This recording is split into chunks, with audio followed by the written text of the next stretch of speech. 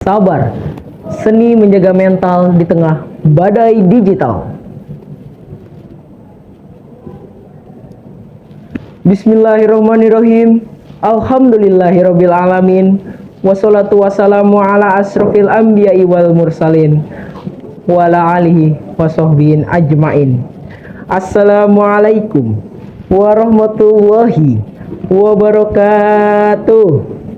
Yang terhormat Dewan Juri yang arif wajib bijaksana, para hadirin yang dimuliakan Allah, serta rekan-rekan da'i-da'iyah kebanggaan Jakarta yang insya Allah dirahmati oleh Allah Subhanahu wa Ta'ala. Pergi ke Monas naik kereta, kereta melaju dengan tersirat. Sabar itu adalah mahkota, kunci sukses dunia akhirat. Sobat Muslim, di tahun 2026 ini kita berada di puncak era digital. Namun ironisnya, di balik layar ponsel yang semakin canggih, mental manusia justru semakin merapuh.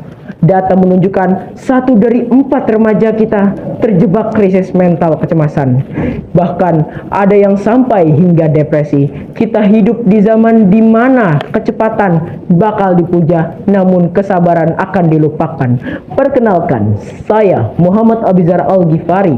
Saya akan menyampaikan betapa krusialnya sabar dalam menghadapi badai zaman ini.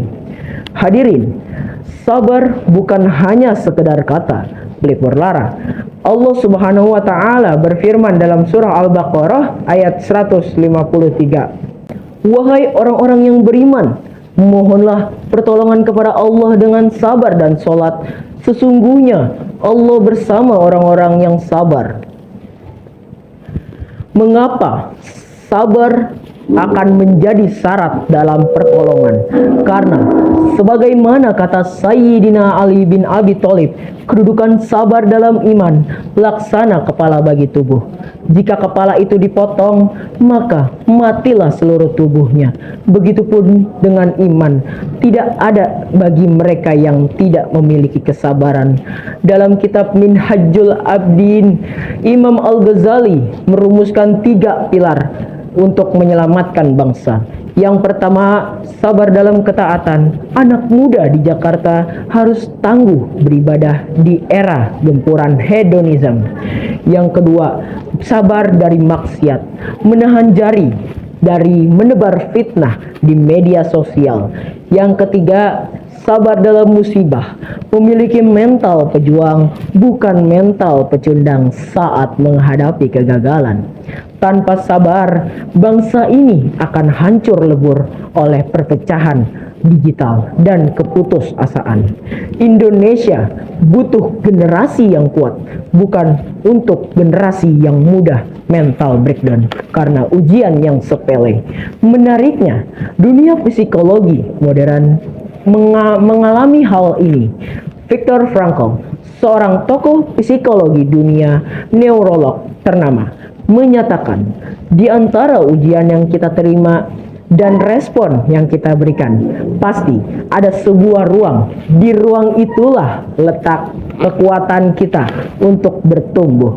Hadirin yang dirahmati Allah, ruang yang dimaksud Frankl itu adalah sabar. Rasulullah SAW telah mencontohkan ini saat beliau tetap menyuapi pengemis Yahudi yang mencaci makinya. Beliau tidak reaktif, akan tetapi beliau produktif dengan kesabaran. Beliau bersabda, sungguh menakjubkan urusan orang mukmin. Jika ditimpa kesusahan, ia akan bersabar, maka itu baik baginya. Hadis riwayat Muslim. Maka saudara-saudariku, ketika impianmu belum terwujud, kita harus bersabarlah. Ketika caci maki datang di kolom komentar, maka kita harus bersabarlah. Sabar bukan berarti untuk diam. Sabar adalah bergerak dalam kebaikan meski kaki yang penuh luka.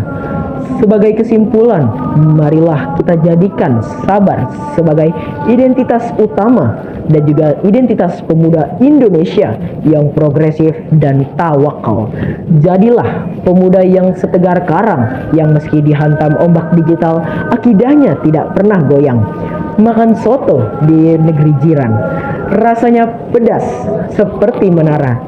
Sekian pesan kesabaran. Semoga Abizar jadi juara. Terima kasih segala perhatian. Mohon maaf atas segala kekurangan.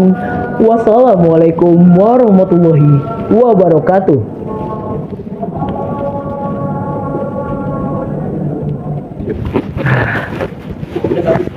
Apa-apa, Pak? Satu kali tek doang.